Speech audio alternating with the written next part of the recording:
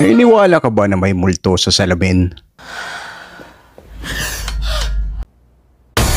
What if binigyan ka ng haunted mirror at merong multo sa loob nito? Matatakot ka ba? Ito ang true story ng Smurl family noong 1986. Maliit ba ng bahay nila pero masaya sila lagi.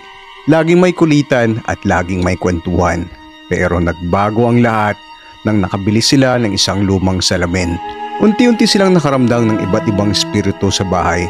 O di kaya mas malala ito. Hindi lang ito espiritu, pwede ring isang demonyo. Ang unang nagparamdam ay ang isang manika. Ito ang laruan ng bunsong Smurl. Ang pangalan niya ay si Janet. Nakita niyang gumagalaw mag-isa ito. Sinundan niya ito sa kwarto niya at natakot siya sa manika. There's no going back. Anything can happen.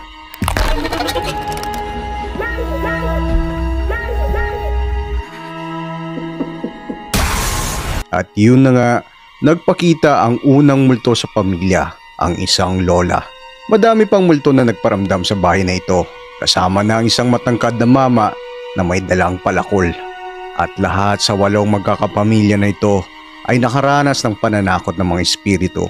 Dahil dito, laman na din sila ng balita. Tinatawag haunted house ang bahay nila. Sinubukan nilang humingi ng tulong sa simbahan, pero hindi sila tinulungan nito. Naisip nila ang tanging pag-asa na lang nila ay ang mag-asawang espiritista na si Ed and Lorraine Warren, isang demologist at isang psychic. Halos 1,000 na rin na kaso ang nahawakan ng mag-asawang ito. Dahil dito, eksperto na sila sa gantong larangan.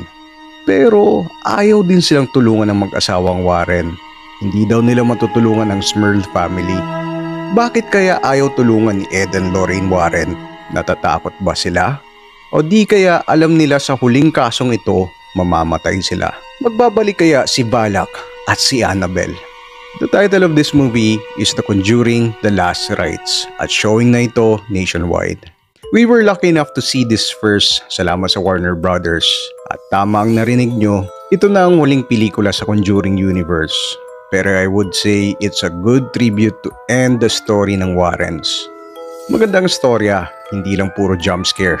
It reminds me of that feeling when I first watched yung Exorcist. Same ang vibes nila. Ang hindi ko lang ini-expect, in your face talagang jump scare dito. May sigaw factor pa nga eh.